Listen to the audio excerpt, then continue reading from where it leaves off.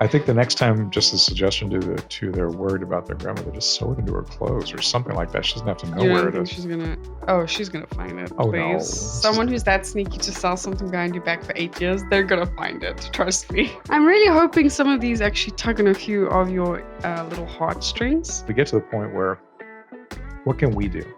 What can we do to be a better community? And with parents, oh my gosh, I can tell you, as much as I imagine what it was like to be a parent, we mentioned this before you've heard us, we said the reality of it is so different. Mm-hmm. But part of that reality is also understanding, I think, the trials and tribulations that other parents go through.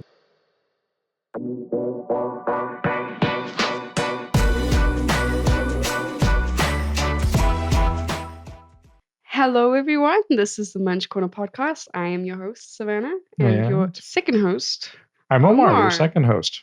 Because the primary host is my beautiful wife. It is not true. It's we very are your true. hosts. We are your hosts together, but there's a first and second host. So you're very sweet. But anyway, we are here. If you don't have much time today, but you want to feel good, laugh, maybe a bit of a happy, teary-eyed story, we are here to bring that to you. Well, this is going to be good. We need a little bit of levity in a world that is seeming to be a very tough place right now. Yes. So we're hoping we have an array of stories. I'm really hoping some of these actually tug on a few of your little heartstrings.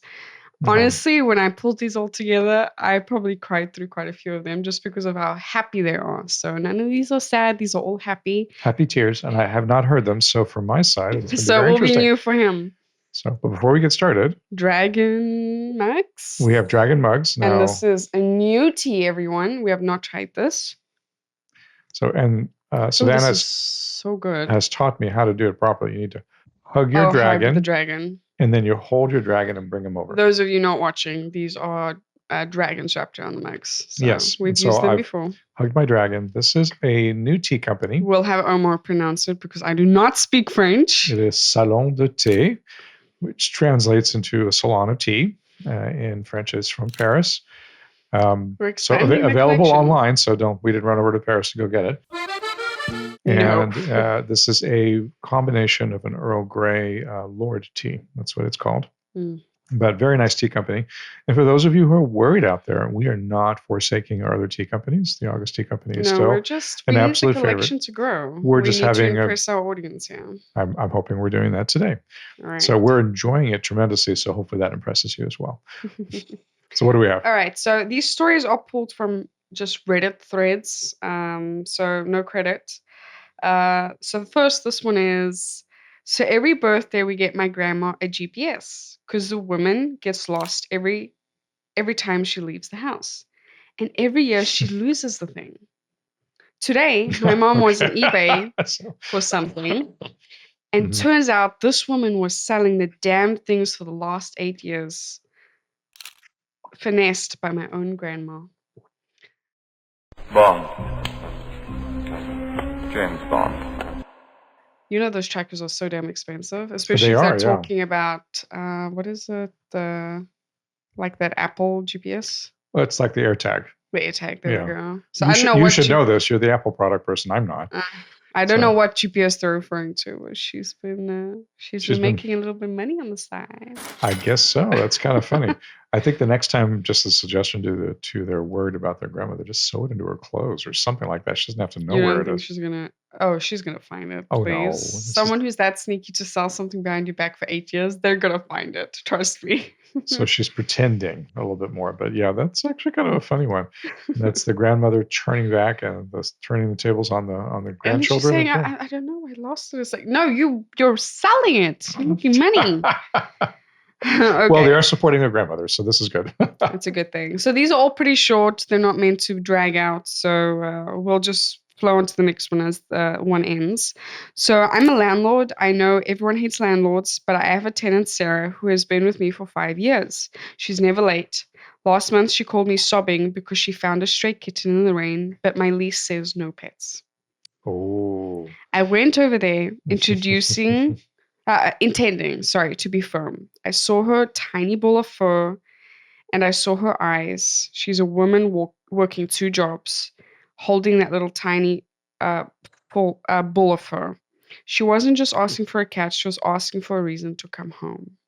I Oh. don't see a cat, I told her. Looking straight at the kitten on the sofa, I see a very small, very quiet decorative pillow. And my lease says nothing against pillows. Mhm. I lowered her rent by 50 for maintenance so she could afford the vet. Being a good businessman doesn't mean you have to stop being a human. All right, so I love this story. Mm. So the first one was really funny, but this one I love. It's so heartfelt, right? We need to find more. It's not just landlords. I mean, if you think about this, I mean, it's the humanity in all of us, and then take into account what a difference this makes in another person's life.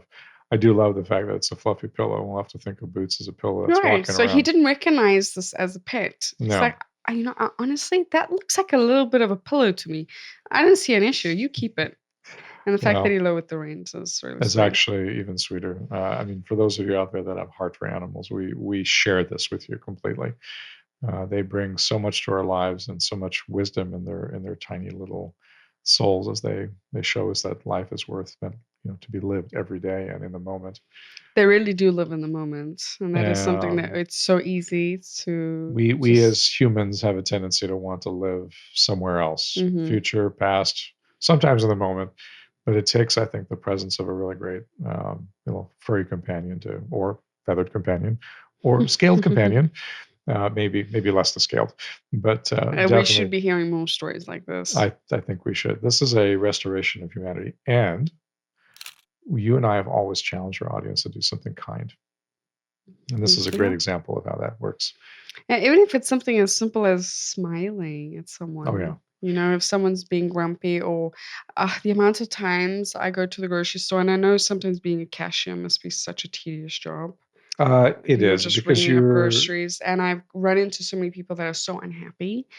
And instead of kind of showing them the exact same mood or energy that they're giving you, maybe just do the opposite. So it's a maybe that will reminder make them feel a bit lighter. that everybody works hard out there when you Yes. see them, and it doesn't matter what job they have. You don't know what they're Uh, going through either. and we have no idea what their story is. Hmm. So always a kind smile makes a big difference.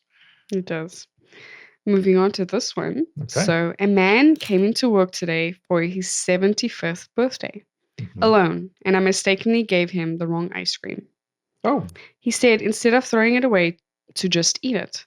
So I took my lunch break to sit down with him, and before he left, he hugged me, thanking me for the best birthday since his wife passed. oh, Yeah. oh, that's heartbreaking in Yeah. some ways. I So sweet. I I mean, think it's just we sitting down with someone to stop your day, and that meant everything to that man on his birthday. I can definitely Mm. completely empathize with something like this. Mm.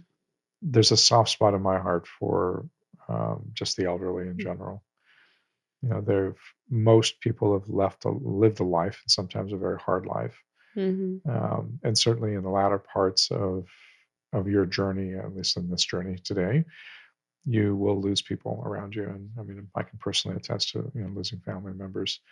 And so having that kindness from somebody that you may not know for just a few minutes, They're going to remember that forever. that's going to be the best memory, because it's not about things, it's about sharing the time, having that ice cream. And we should do this more. We should always appreciate and be sort of present in sharing those moments. We have to be so much more aware of other people's feelings around us. I think particularly here in America, and I'm not putting America up on the stage right now, and but I know over here people greatly advocate for the freedom of speech over here, but oftentimes that correlates to my feelings are valid and everyone should validate them. But in the meantime, there's so many people around you that are so much more lower and softer spoken that just get pushed around, and you should really just consider other people's feelings.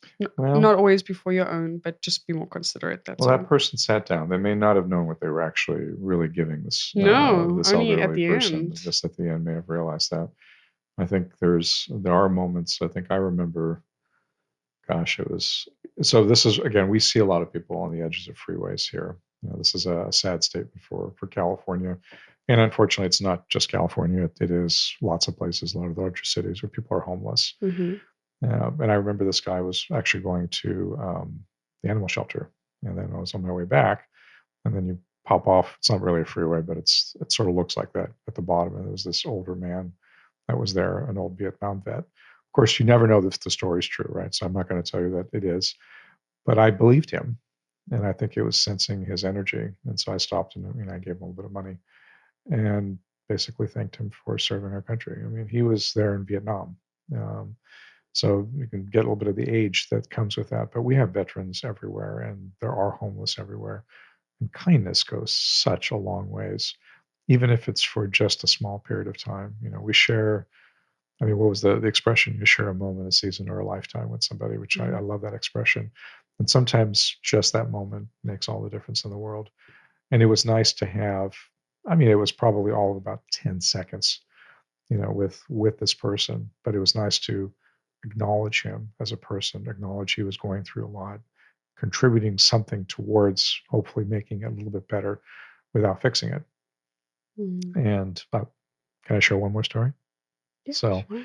so this is about my book a little bit. I have one character in my book that's actually based off of a real homeless person that I met in Scotland. And I was there traveling, just looking. When I write about places I go to.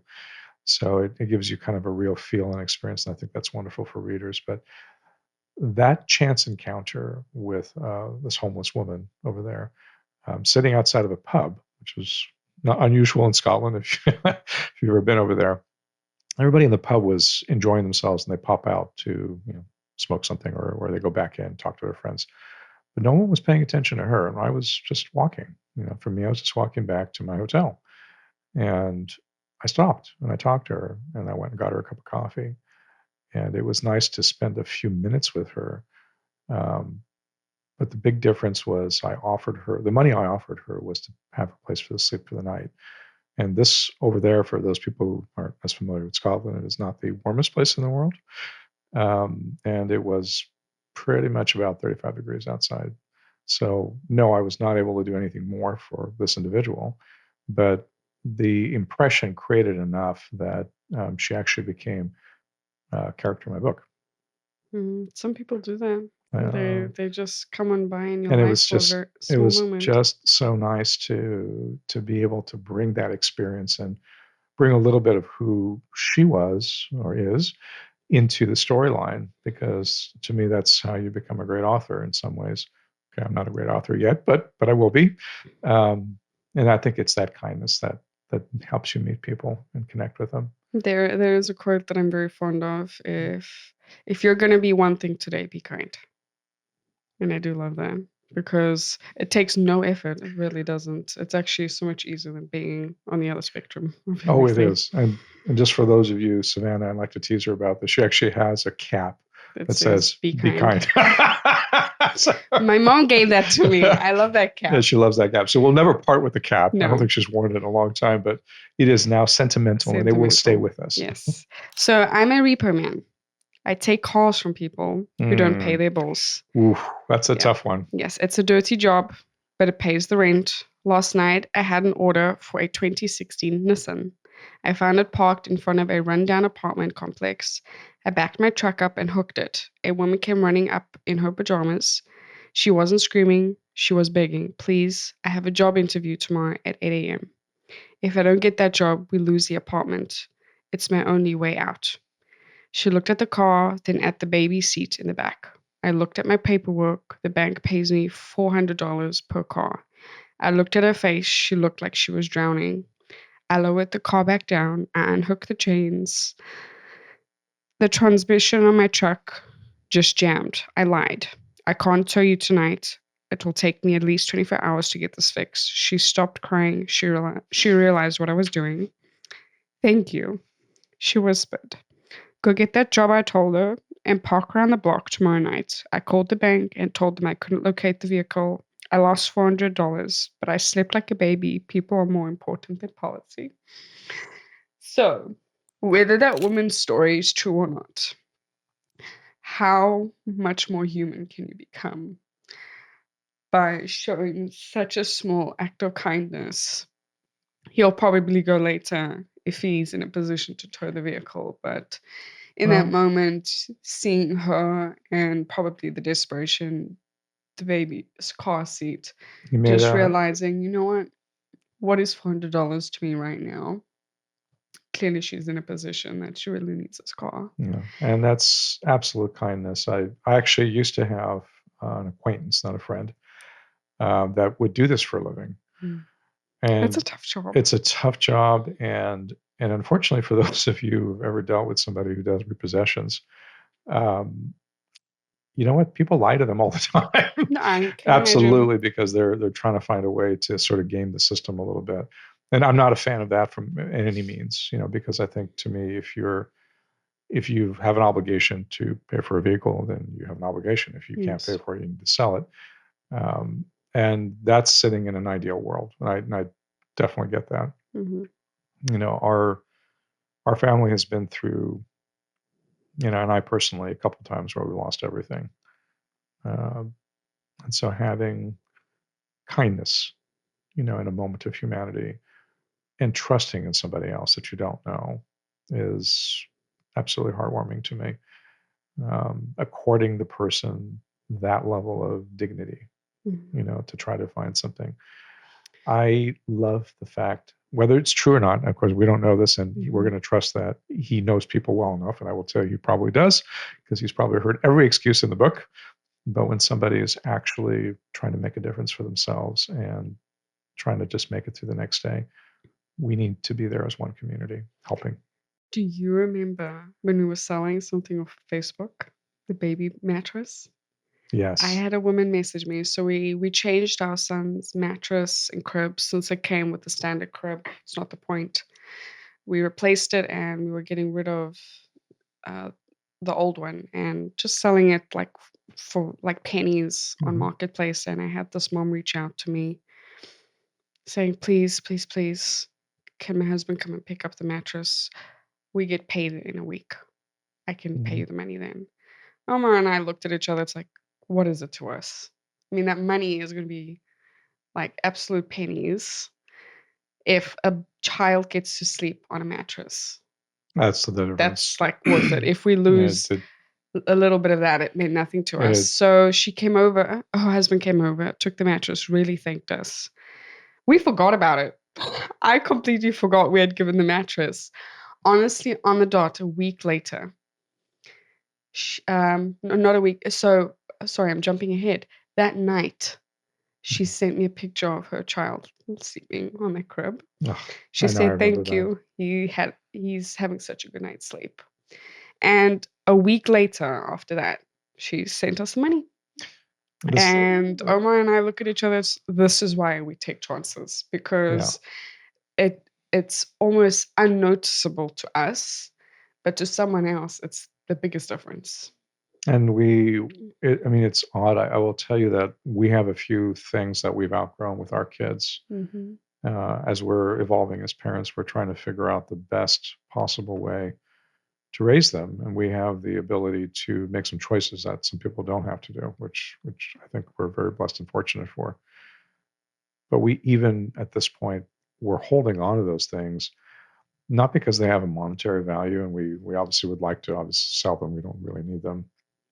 But we want to find somebody who will make a difference for them. And so we get to the point where, what can we do?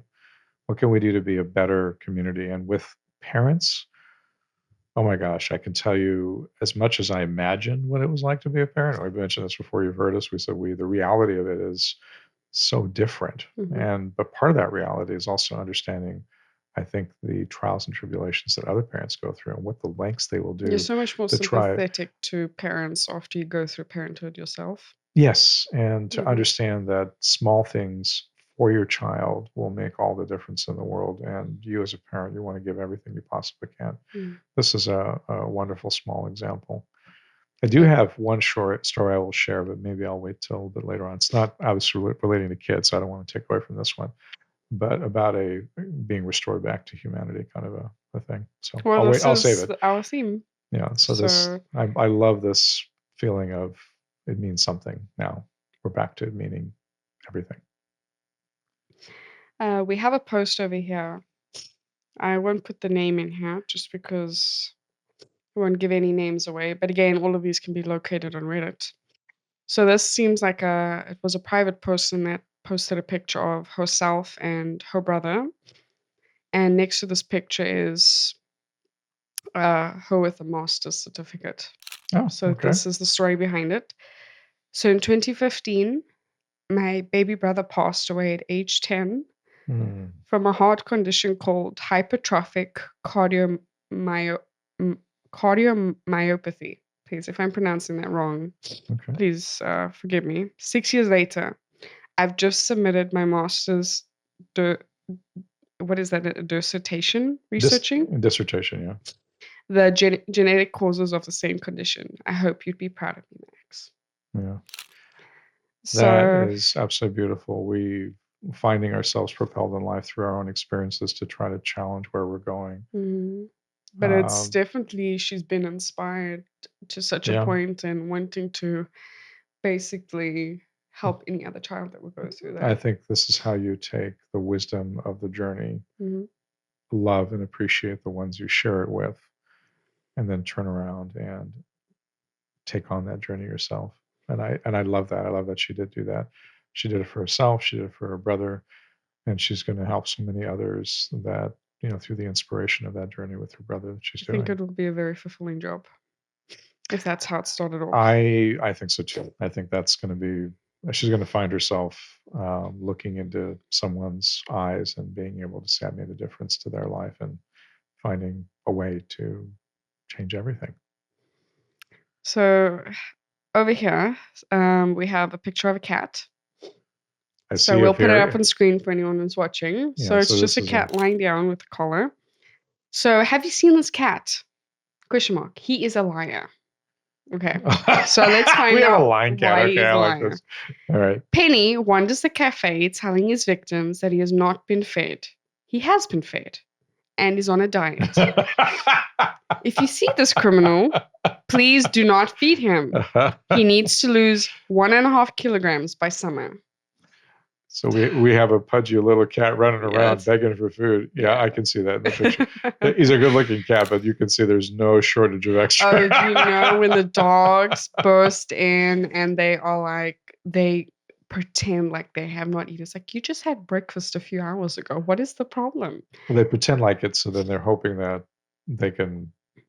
I don't know what they're going to hope for, because we do have to regulate their food, because otherwise they would just gorge themselves. Of course, but it's hilarious that the animals can really play it really well. I've always laughed because my mom and I would argue over this. We had a really wonderful German Shepherd a long time ago with my dad and my mom. It's our family dog, and my parents would travel for a bit, and so I was the primary caregiver for the dog as well, since we were all together while they were out, and she just had to get into everything. But one time she actually, literally in hopping fences, because she was really good at hopping over a fence, she actually did twist her foot a little bit. So she limped, and I was like, I was on her, just loving her, giving her all kinds of attention, taking care of her, and she healed. Every so often, you could see she'd pretend, because she knew the attention she got. She was a very smart little critter. Smart critter. And I think you're finding this little thief cat. You know what Ryland does? Criminal cat. So doing the same thing. When he spins and he pretends that he falls, he quickly sits down, and then he looks at us. It's like, you sat down. You didn't really fall, because obviously we run to him the second he falls. Right. Down. He does. He does have smart. That. He actually sort of like pulled himself over on the sofa, and then he grabbed a pillow to hold himself up from going off kind of the edge. Now the edge is like 12 inches down, so it's not like it's really far. And he didn't quite make it, because the pillow obviously moved with him. So it wasn't like it was anything to really hold on to. And so I was looking at him, and he landed squarely on his little tush. And then he looked up and looked around, and it was like, and I went over to him. I said, yeah, great job. You landed. And it was like he was confused. I think if he had seen alarm with me, then I think he would have changed his response and the reaction to because your response is kind of more lighthearted. He didn't take it as seriously. Yeah, he was just funny. I just reached down and picked him up. I said, okay, let's try this again. This time, don't hold on to the pillow. No. So my mom has Alzheimer's, but she was an award-winning teacher for 30 years. Oh. Lately, she wakes up and gathers things to go to work. Her AM nurse started giving her printing emails to edit. Grading papers. Yes. Is her new joy. I thank God for her and her caregivers. Joy is always possible. That is what I call a great, absolutely wonderful story. You know, we've so as a moment, I think we should all take a moment here and just think about this a little bit. All of our parents are going to age. Mm-hmm. They've given us just as much as like we're giving our kids a life moving forward. Not always an easy life. I'm not saying that's what they're, but most of the time, I would say most parents are well-intentioned for their kids. Now, they may not always have the toolkit to do that. There reaches a point in their life where things change. You know, I saw it change with my dad, you know, particularly, and it was subtle. I mean, for me, it was my sister and I. For you know, it was just the two of us. Basically, we were there, you know, with my parents. But my sister had her own things that she needed to figure out and work through, and I was always kind of the stable one of us all. And so after a period of time, I began to notice that my dad would turn things over to me a little bit more and more and more over time.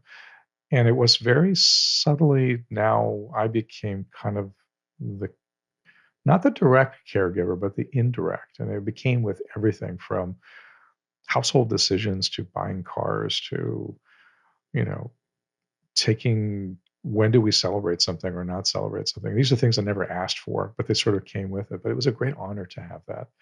And it took me a little while to sort of realize it.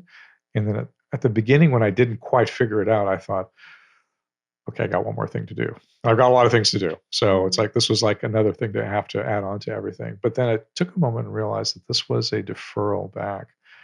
And I think every parent is going to get to that point.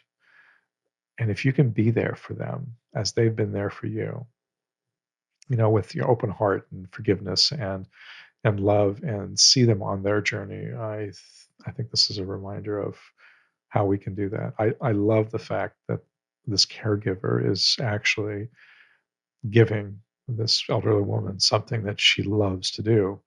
And so she will spend her days grading emails. Mm-hmm.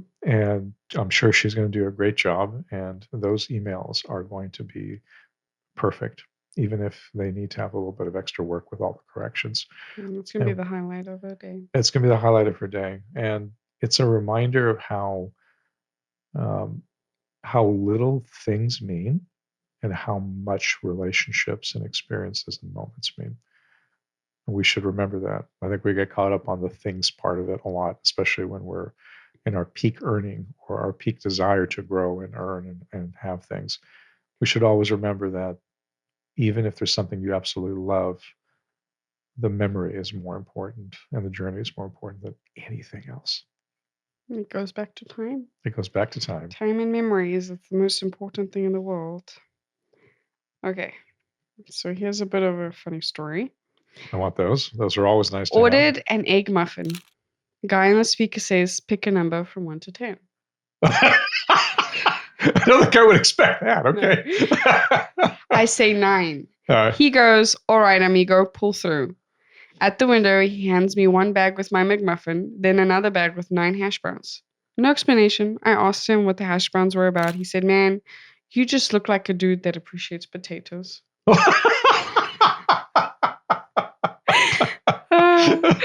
I'm not sure what this means, but he's not wrong. I never write reviews, but this made my day. Oh, I can not sure what the game was, but I respect it, and I'm not complaining about free food. And then he takes a picture of the McMuffins. And you know what? The hash browns are good. I'm a big fan too, so I think I would have said yes to the 9 hash browns. I have no reason or thought of why on earth he'd be giving out hash browns. Maybe he just wanted to do something with his day. Well, I think there's a little bit of that I see with people who work in the food industry in general. they have the ability, I think, through their employer to actually give something if they choose to do it.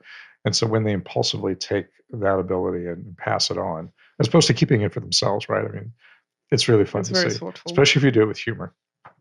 That reminds me of something that I think one of our favorite baristas, Keelan, would actually do. I do imagine that. Sometimes we get a coffee in the house too. Yeah. If it's been a special day or a special event, or they just show their appreciation to us. They say it's on the house today. Well, sometimes we actually bring them stuff too, so it's Yeah, actually we really do. a lot of fun. So always return the favor. Okay, a wonderful story. I will try not to tear up. So try as hard as you can for everyone else not to tear up. We're going to do this together. It's happy tears, guys. Happy It's tears. happy tears. Okay. So old lady in my neighborhood is a lunch lady. And today she told me, I see what kids eat. More importantly, I see what they don't eat.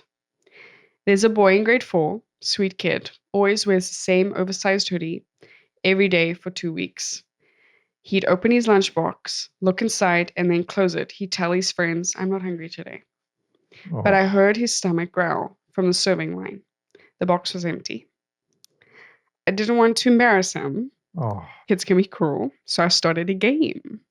I walked by his table and said loudly, oh, shoot. And made way too many grilled cheese sandwiches today. If nobody eats these, I have to throw them in the trash. Who can help me out? His eyes lit up. He raised his hand slowly. I gave him 2, and an apple, and a chocolate milk. Ooh. You're doing me a huge favor, I whispered. Now every day he comes to the counter to check if I made mistakes. I make mistakes every single day, and I always will. Oh. So I remember making my food as at a very young age for school. At a very young age for school, just because my parents always kind of gave us more freedom much sooner than what I expected. Yes. So I would always kind of like sneak over and see what my friends had because they had really good food, and I'd always just have a basic sandwich. So I mean, hunger is not something you ever want anyone to go through. No. And incredible story. I agree. I love this one because it pulls on so many memories. Gosh, it hits me almost at every chord. There's something about, and Savannah looks at me sometimes funny when I do this, because in our world today, we're able to give Ryland and Aurelia a chance to have good food. I mean, so best of the best. I mean, when we talk about the best of the best, we're talking about just nutritious food for them. So we're not talking about we're going to go out and get food from Starbucks. It's not that. It's nutritious food, and we make most of it. But there's stories that I grew up with and I can resonate with because of just having this experience. I mean, you had your version of it as you grew up too, but we also didn't have very much. But my parents made sure that we always had good food. And it wasn't necessarily expensive food. That was never the case. It was just good nutrition. And it's something that I recognized very, very early on. And so in my world today, it's them, and then I put Savannah in there too. She doesn't like it when I do. Yes, you do joke about giving us the food first before you'll take it for yourself. And I know that strikes a chord with you very much because of what you've gone through. All the more reason why we love you. But it is the right thing to do. To me,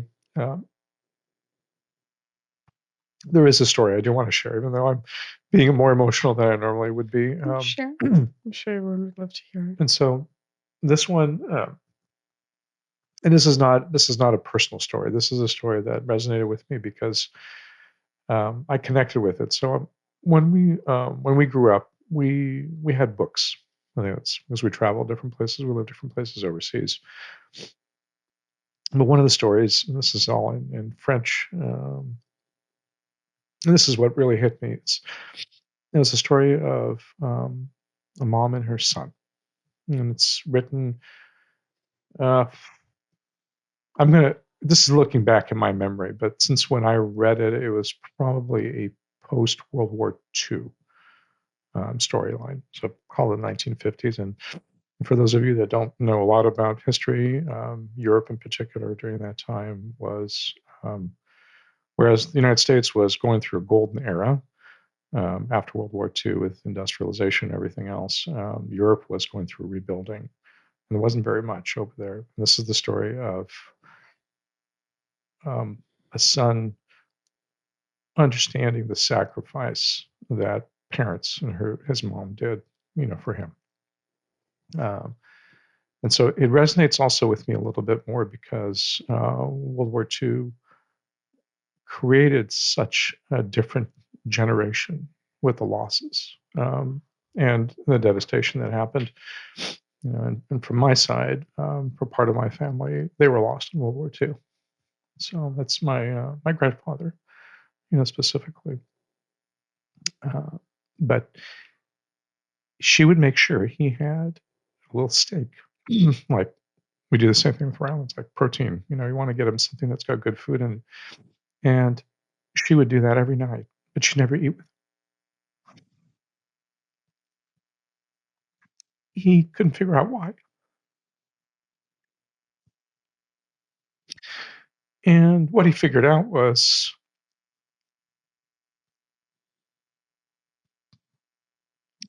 one night after he got up, I apologize a little bit. They didn't have enough. So she made him something.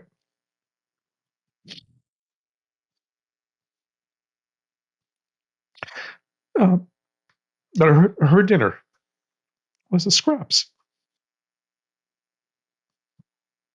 It's a very, very touching story.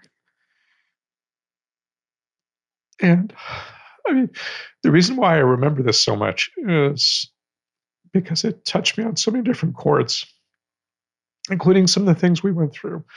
Now, we never, obviously I was born later than that, but we didn't experience that part of the end of a war. However, that being the case, it was just an example of how the basics of having a meal is everything. And so I love this woman. I'd love to read that book. Do you know what the story is? We need to try see if we can find it. It's going to take some hunting. So I'll see if we can find it. But it was in French, and it's also more of a period piece, I think, as well. But I'll see if I can try to find it. But it is a beautiful collection of stories of the resiliency of the human spirit. Parents rebuilding, looking at community. So for those of you who don't know me very well, World War II is an era that I really do spend a lot of time interested in history. So not the only one. I actually have a huge interest in history. Savannah teases me about that, but you do love your history. But this is a great reminder for us that we can make all the difference with a child with simply a meal. And gosh, I love the story. Wow, you got some really good home runs here. We have wonderful stories, and it really takes us back to humanity. This one might also probably strike a chord, but okay, all right. Let's go for it. This is not meant to be at all a tearjerker. It's just happiness, just sort of turned out humanity. That way. Yeah. My wife died on Thanksgiving. I have a 5-year-old daughter. I've managed to make every school meeting, every doctor's appointment. I figured out children's sizing, learned to braid hair, and every night I pray with her. May not seem like much to some, but it's everything to me. Oh, that's exactly how I would feel. And the difference he is going to make in his daughter's life it's immeasurable, and what she will carry forward. And being so present in her life. Everything that my parents have done for me in that time that I grew up and through are nuts. I mean, our stress times. And I would call that stresses through life, not so much through family and love. I always remember, this is why I have conversations with my dad all the time. Just chat with him and think about the things. And then my mom, who I can talk to, is somebody that I can resonate with on some of the things and the sacrifices they went through for us. through this time. I love hearing that. Just a parent giving everything to a child. And a foundation that has also faith in it too is beautiful. Yeah, Absolutely beautiful. Taking pieces of yourself to make sure that your child has the best foundation they could possibly have to grow up. And now that I am older, and I have my own kids, my connection with my mom is that much stronger because we actually have conversations about being moms. So turn around and speak to my mom about the things that I never knew she had to go through, taking care of us. Yeah. And you appreciate your parents so much more, because I feel like right before becoming parents, you think you know what you're getting into, right? You really don't. Yeah, you really don't. There is only so much you can imagine and research and look at before you actually go through it. And I agree. I mean, it's not that it's a bad thing. It's no, just it's like anything else. You can have an expectation of what you think what it's gonna be like, but until you really go through it, then only you understand. It's the intellectual understanding versus the emotional connection to what is actually occurring. Yeah, I'm with you there. So this is a flyer of something up on a window. Okay. I'll read it for everyone. All right.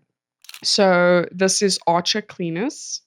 Okay. So don't know what cleaners they are, but they're cleaners somewhere. If you are unemployed and need an outfit cleaned for an interview, we will clean it for free. Oh. When times are tough, we will help you look your best. Wow. So obviously a lot hinges on an interview, and so many people can't even have clean clothes. So if you're not very presentable, you immediately unfortunately are pulled from the possible candidates to go through.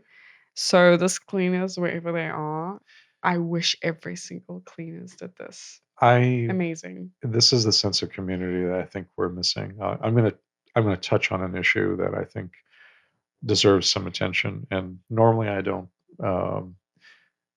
Issues that are either large-scale social issues, particularly in states like California, and it's been on the forefront in the politics. And I try to stay away from the politics. Everyone has an opinion on something that they want, but this is actually a very poignant one. Homelessness in California is everywhere. We call this the fourth or fifth richest economy in the world as a state, which says a lot considering it's one state within the United States. But the homelessness issue is huge. And so you can imagine what a big difference this would do for the homeless. But this is the sad part to it. Housing is a huge issue in general. And we talk about housing as being something that's an earned privilege, right? And I don't necessarily 100% disagree. You can certainly have different kinds of housing. But if you can't give somebody the basics from being homeless to having a home, where do you go from there? Where do you go from there? You need a stepping stone. How do you allow somebody to want them, so you essentially want them to rebuild their lives, but they don't have a place that they can have for themselves?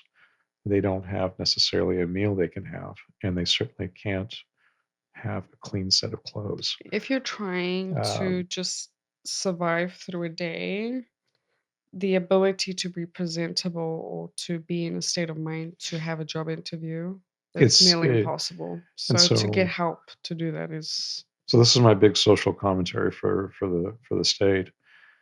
We have to look at housing differently. We have to look at our homeless population differently, and they do come from a lot of different areas. I mean, some of them, are deeply affected by either drugs or other social issues or disorders of some kind. But for those that can get the help, we need to help them. And I remember reading an article about Finland and how they handle homelessness that's very different in the United States. They think of housing as a basic right. We think of it as an earned privilege. It shouldn't be. And it shouldn't be. And to me, if we want our population to help, we tend to look to our government to do something. And I think, to me, we're seeing in this story how much community makes more of the difference. And I love to see a cleaner turn around and say, I'm here to help you. I can do this part to help you get to your next step. And they're doing it on the trust of another person. And we need more of that. So having a conversation with my grandma with Alzheimer's. Mm-hmm. Me, it was nice seeing you. Grandma, it was nice remembering you. Me, you remember me? The grandma responds, I don't remember your name, but I remember that I love you. Oh, that is absolute sweetness. Yeah, so my grandfather had Alzheimer's, and there was times when I come back from school and he wouldn't remember who I was. So as a child, it can be a little bit confusing, but there's those little moments of where they call out your name, Yeah. or they do remember you, and it's like little reminders of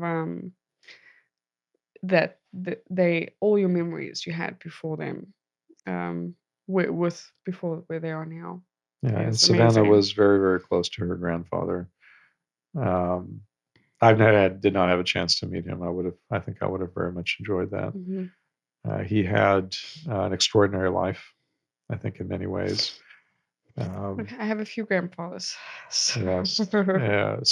To me, I think it's beautiful that um, they remember the most important parts, which is love, Mhm. over everything else, even a name. So, Family is everything. So here's a story, a little bit more lighthearted. So just drove past the little boy with the lemonade stand. I wasn't going to stop, but he looked at me and dead ass started miming himself, throwing a lasso at my car and pulling me in. I I love didn't have a choice. It's a lawless land out here in the Yeah. West, but now I have lemonade. I love that story. Yeah, I love the fact that it's a young child that's Yeah, trying to do something a like this. sense They're of using humor. the sense of humor, the imagination, uh, to foster that within kids The is. child must have made that person's day. Oh, I think, and not only that, but I think that person made the child's day too. Sort of Mhm. getting right into the game of being lassoed and brought in It's for a so glass funny. of lemonade. I would love to do a lemonade stand with the kids one day. I think that would be very fun. I would agree. So, was dating my now wife, and she had some medical issue that took her to the ER. She's hooked up to the monitor, and I'm sitting at the side of the bed facing all the machines. I notice that when I hold her hand, her pulse goes up, and when I let go, it goes down. This leads me to laugh a bit, and when she asks, explain how pulse goes up, pulse goes down, by holding her hand, she blushes adorably, and I kiss her, and it's all cute. It became a cute little thing I tease her about. Years later, and the situation's reversed. I'm in the ER, and she comes to visit me, sitting in bed talking to her when she suddenly gets sad and pouty. I ask what's wrong, and she says how she was watching the monitor and testing pulse goes up, but my pulse goes down when she holds my hand. I say, of course it does. I'm always on, always active. My mind is constantly racing, never off. The only time I feel safe and comfortable enough that my entire mind and body can actually slow down is when I'm with you. She teared up. We're married and we still tease each other about pulse goes up, pulse goes down. That's a beautiful love story. It is. I love seeing that with two people connecting like that. It Mm-hmm. also goes to show you how much, as different as you are as two different people, the impact you have Mm-hmm. is not the same. You're not clones of each other. You're like different halves of the same coin. One side versus the other. I love this connection that we have, and one of these days we'll touch on, I think, more of the spiritual journeys that we've talked about a little bit, and this is going to be a great topic, I think, to have. So this is a letter someone received from a neighbor Okay. to another neighbor, obviously. So, dear neighbor, your music is beautiful. I have never been so lucky to live by such a talented musician and really tune in sometimes. I love the soul in your voice, and you have some wonderful guitar skills too.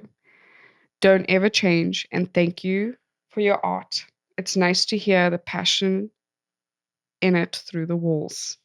Whatever you were singing today was awesome, and you sounded like Mozart. No, Morton Harkett of Aha. I think I still Googled that. Okay. Oh yeah, the musical group. Yes, the Yes. musical. So, peace from downstairs. Wow. So that person really took all the time in the world just to write a note, I which is think very special. and make a difference in someone else's life in a nice way. And I think that acknowledgement is beautiful.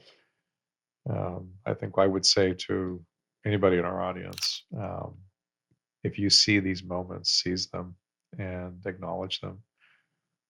I do some work with my really core team at my work, and one of the things that we've talked about is how do you build high performance teams, and trust is a huge part of it.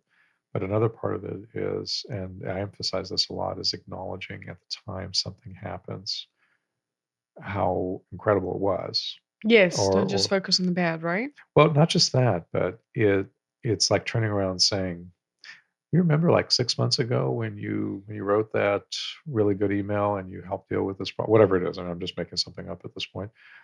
That means nothing. It means something. Okay, it means something, but it doesn't mean something as much as it would at the moment it occurred.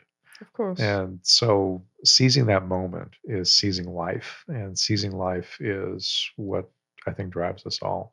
So I'm really happy that this neighbor is able to do that. I wish all neighbors would do that, honestly. That is a happy neighbor. I must say, I don't think that person ever let go of that letter. That is I would have very to agree. sentimental I at would this point. leave it that way and enjoy that moment and remember that there's always some really wonderful people out there.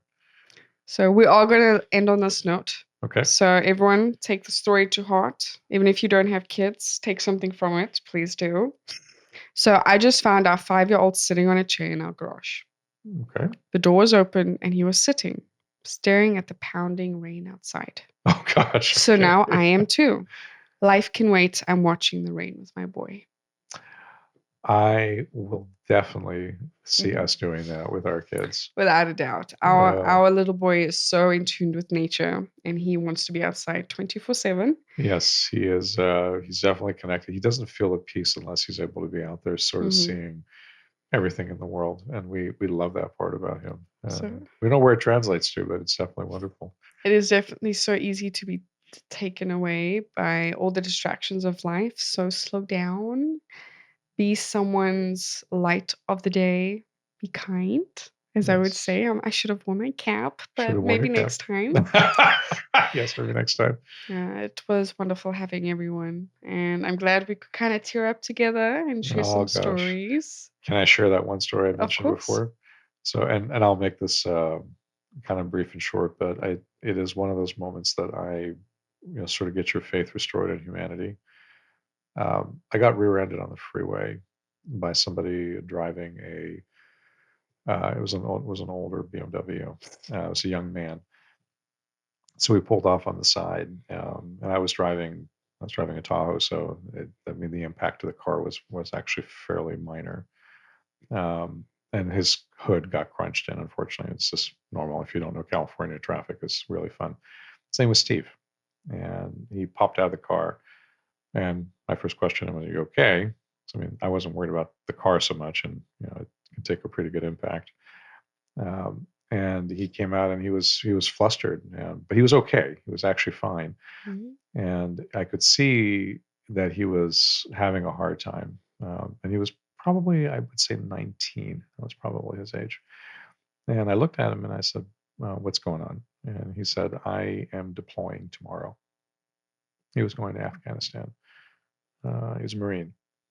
And I looked at him and I said, "Okay, well, you don't have to worry about this right now. Can you drive the car?" And he said, "Yes, I think I can drive it." So it looked like the hood was crunched, but the car could still function. So this is my mom's car. And I said, "Look, we can deal with this later on if you want to, because you're deploying tomorrow." And he looked at me and he was very surprised. And I said, "Marines keep their word, right?" And if you have ever met a Marine out there, there's always this sense of politeness that comes from them, no matter where they are in life, whether they're a civilian again or they're still in service. And it's something I absolutely love about our service people, because they have this side of them that's absolutely great. And I said, "Marines keep their word." He says, "We always keep our word." I said, "When do you come back?" He said 6 months. I gave him my phone number. I said, call me in 6 months. We can talk about it. He called you. He called me. You know what I told him? I said, don't worry about it. Let's just get your word. That meant more than anything else. I'm glad he made it back. Me too. So, not that I've necessarily kept in touch with him, but he was just a really, really great young man. And so I just love this thing. And so it's these stories that I think this episode is very special. And it's just the emotions came out for me because it really had a chord. So Savannah didn't plan that, but she successfully delivered that. And so bring that goodness in your heart, bring that kindness that you have, and let's make a difference in the world together. Okay, everyone. Hopefully you can share your Touch with Humanity stories next time we join. Yes, share your stories, subscribe, keep up with us, and we will bring you back over here more. Okay. Until next time. Bye.